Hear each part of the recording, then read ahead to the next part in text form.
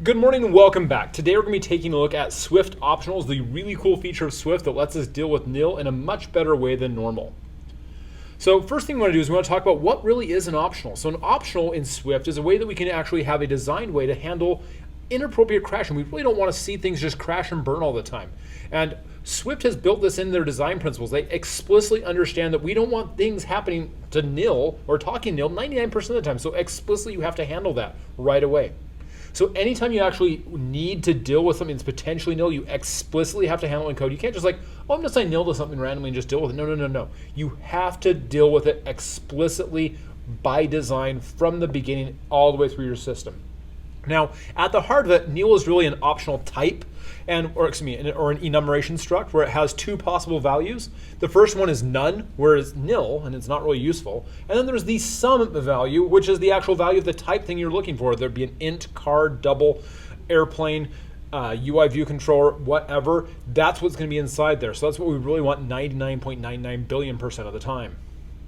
The next one we have is optional type. So if you want to have an optional type actually used inside your code, you have to explicitly declare it as of type optional by using one of the two optional type operators. Now, we used to see this all the time back in the older version of Swift, especially when we're working with iOS-based apps, when we're working the UI view controller, because that UI view controller type, that interface that we're working with, everything we load on the GUI, all the widgets that we put inside there, all of them had to be explicitly defined as optionals, because when you would bring them from the storyboard and inflate them, they would all be nil, which means, I don't want to actually touch them until they're actually valid. So those all had to be declared as optional because they could all be starting off at nil before you actually work them inside the code. Now, when we're working with things, say for example, like files, permissions, networks, closures that may not necessarily return a value, or asynchronous code where it calls something wait and you have to wait for something to come back for that. These often have a return type of optional because we don't have the value yet. And so that's when you're going to see a lot of optional based code explicitly inside what we're working with. And so we have to make sure we can handle that inside our code by design. Now the optional, like I said earlier, is indicated by one of two different operators that are associated after the associated method call or variable. After? Why, that's postfix notation. Dun dun dun. Cheesy. So the first one we have is the optional chaining operator. This is the default operator you'll see most of the time. It's the safe one. The optional chaining operator is attached to either a method or a variable that indicates that Swift is going to look inside the contents of that either method call or that variable and see if nil is inside there or not. Now, if nil is not inside there, we're just going to skip that line and continue on. Now, of course, this means you have to make sure that the value is potentially nil. You don't need it later on, otherwise there's a problem. But if you can have it and go through with it, boom, boom, boom, boom, boom, boom, boom, we automatically go through and execute every single statement just like normal. Great stuff. We often use this inside the if-let patterns, where you'll see this a lot if it's a Swift optional. If this optional is then, we'll do an if-let attached to that afterward. This is also known as peeking. I'm going to peek inside my thing and see if it's there or not. It's a nice, safe way to have code ready to use. There's also the force unwrap operator.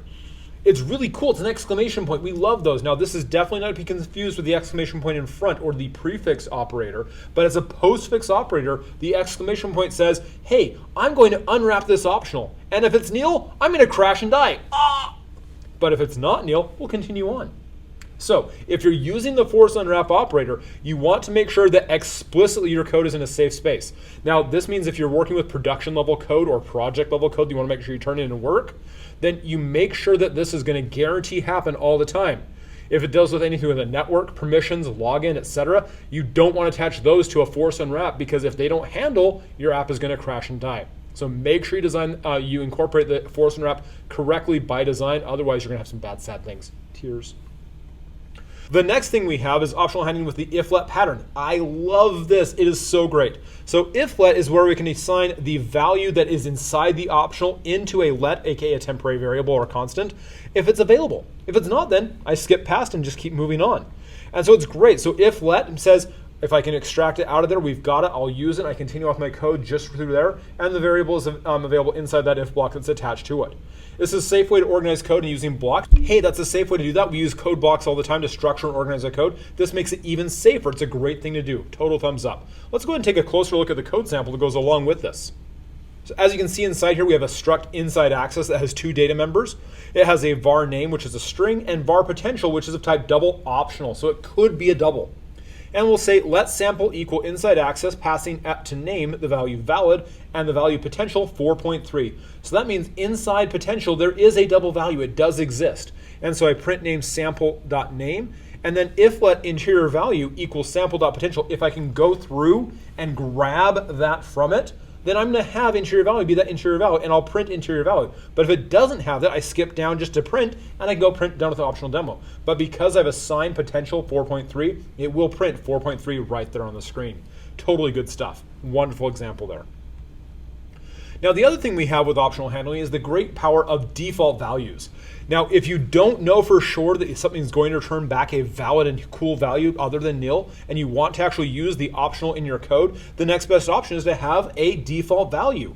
And so by doing this, we use the double question marks and again, postfix notation. And so we're going to say that, hey, if we unwrap this optional and we get nil, what are we going to do? Well, we need to give it a default value. And so we specify that after the after that postfix operator, so we can actually work with it. Now, of course, when we're talking about types, they have to match. You can't just put a string inside an int. So make sure that default value is a good one to go with it. The official name on this is the nil coalescing operator. So let's go ahead and take a look at that again really closely. We're using that same demo of struct inside access with potential being a double optional. And so we'll say let sample equal inside access passing it name of valid. Now notice because I did not supply a parameter for potential, that means potential is a optional, which means it's going to coalesce down to nil. And so I'll print sample at name, totally fine. It'll print out valid. And then I'll print sample.potential. And if sample.potential returns nil, which it does in this case, then it's going to have a default value of 0.00, and then I'll add to that 3.145. So I can do a correct math application, I get pi. I know, yummy. So we have that so we can work with that, and we've got a great option right there to use the idea of having a coalescing value right there. So in case I need a default value, I can do something, use it, and move on, even if I get a nil from that. So it's a great way we can do code. The next pattern we're going to look at is the guard let pattern.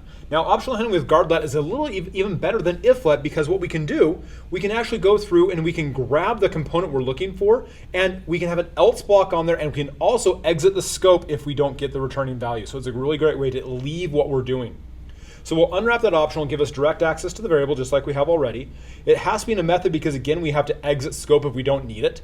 And so that means we need to use a return statement. And so if we have a void type, of course, we just use the return keyword that just dumps this right out. And if we do have a value, we have to return that type of thing that the method is attached to it. Now we have an example right here in demo with guard. And so we take a closer look at that func. Demo with guard has a parameter of inside access, that same demo we were working with earlier, and it returns a void. So we just have a return statement if that's the case. I'll do guard let interior value equal parameter.potential. And so if I can do that, if I guard that, I can go through and I'll simply print that interior value. However, if I don't have a value, I go to my else block, I print nothing's inside the potential, and then I leave the method right there, and I don't have to worry about anything. And so in the case right here, potential has 4.3, so I will have the guard let succeed. I'm good to go. I go and I print that 4.3 and exit the method as necessary. Great little demo right there. Now, we hit one more bonus out of optionals. Now, optionals can be added to the idea of try-catch statements, and so we can handle it. And so instead of just dealing with the error, we can just turn the error into an optional. It's pretty cool. So with the try question mark, we're going to try and execute a method that would throw an error, but it will convert that to an optional we can handle with optional chaining. Oh, cool. So if it just gives us a nil, we just skip past it. If it doesn't give us nil, we just go straight through. So we don't have to worry about that. Wonderful stuff. And then we also have the try exclamation point. This is the force unwrap error. So if we get an error and we don't handle it, oops, yeah. So again, production level code, project level code, you do not want to use the try exclamation point unless you can guarantee you have a valid set of data and or method calls that won't crash and burn. So keep that in there, make it safe, make it wonderful, and we're gonna be good to go. That's a great way you can use some cool things inside Swift. I hope this is helpful to you. Cheers, have a great day. We'll see you next time. Bye-bye.